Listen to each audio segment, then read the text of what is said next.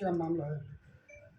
28/29 तारीख की रात में बढ़ईपुर थाना मोहम्मदाबाद क्षेत्र से एक सूचना प्राप्त हुई थी, जिसमें 2 नवयुवकों की चाकू मार के हत्या कर दी गई थी। इस पूरे प्रकरण में तत्काल सभी वरिष्ठ अधिकारी मौके पर पहुंचे थे। अभियोग मृतक के पिता के द्वारा पंजीकृत कराया गया था तथा उसने गांव के ही एक आदमी को नामित करते हुए कुछ अन्य व्यक्तियों के खिलाफ मुकदमा लिखाया था। पुलिस के लिए ये शुरू से ही एक मिस्ट्री बनी हुई थी, क्योंकि बहुत ज़्यादा जो मृतक के फादर हैं वो बता नहीं पा रहे थे। वो वर्तमान में उस गांव के प्रधान भी हैं। जब पुलिस द्वारा इसमें गहनता से जांच की गई तो करीब इसके जो आरोपी बनाया गया था उसके परिजनों से बातचीत की गई, उसके रिश्तेदारों से बातचीत की गई, लेकिन जो नामित अपराधी था उसके द्वारा लगभग 48 घंटे तक किसी से कोई संपर्क नहीं किया गया।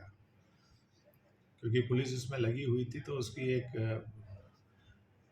ये जानकारी मिली कि उसके द्वारा अपने खाते से पैसा निकाला गया है। पुलिस के द्वारा जब उस सूचना को डेवलप किया गया तो जानकारी हुई कि सूरत में पैसा निकाला गया है। वहाँ पर इसकी रिश्तेदारियों की जानकारी की गई और एक टीम वहाँ भेजी गई। इसी दौरान किसी तरह से इसके जो परिजन थे, कहीं से जानकारी हुई कि ये जानकारी उस तक पहुँच गई, तो ये अपराधी वापस आ रहा था और ये इसकी जब सर्विलेंस पे ले रखा था, जानकारी हुई तो ये बक्सर तक पहुंचा। जब हमारी टीम इसको अरेस्ट करने का अपना जा रही थी तो उसी समय ये जो बलिया वाली रोड है हमारे गाजीपुर जनपद में, वहाँ पे इसे घेर के पकड़ा गया। पूरी घटना का इससे जानकारी की गई तो ये इस घटना में अकेला ही संलिप्त था। करीब 22-23 तारीख में कुछ बात जो मृतक पक्ष है उसमें और इसमें हुई थी, जिसको लेकर कसीदगी चली आ रही थी, जिसके द्वारा इसके द्वारा इस दुस्साहसिक घटना को अंजाम दिया गया है।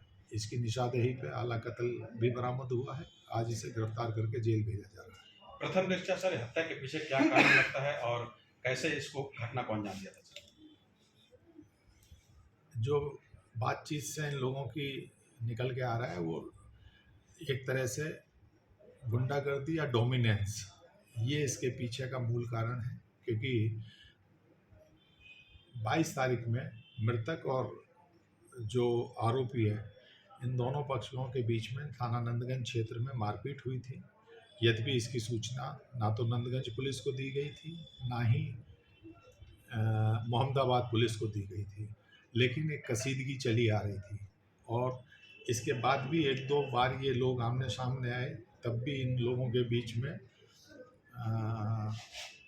वार्तालाप हुआ और गर्मा गर्मी हुई, लेकिन कोई सा भी पक्ष खुद ही देख लेने के चक्कर में किसी भी स्तर पे पुलिस से संपर्क नहीं किया गया। शायद अगर समय रहते इनकी कसीदगी की जानकारी पुलिस को दे दी जाती तो निश्चित रूप से इस घटना को शायद रोका जा सकता था।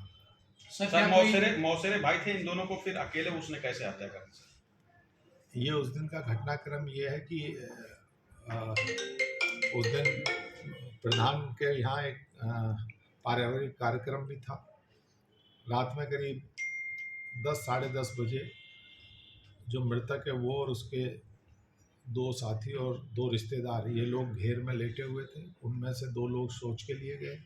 उस समय जो आरोपी है वो फ़ोन पे वार्तालाप कर रहा था और गांव से लगभग 50 मीटर दूर। उसके बाद वो लोग आके लेट गए। उसके बाद जो बाकी 3 लोग हैं वो भी अपनी सोच प्रक्रिया के लिए गए, क्योंकि ये लोग पहले से जानते थे। तो वहाँ जाके इन लोगों में उन्हीं पुरानी बातों को लेके कुछ